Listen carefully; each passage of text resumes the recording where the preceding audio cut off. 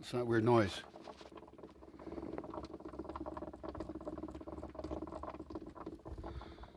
Where it's coming from, I don't know. I don't think I have anything in the engine coolant thing. It's like a bubbling noise, sort of.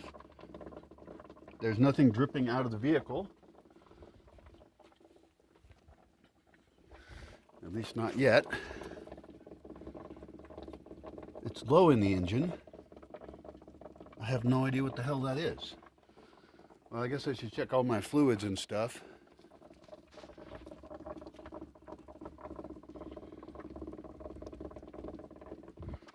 Oh man, it is always something. Very difficult. Well.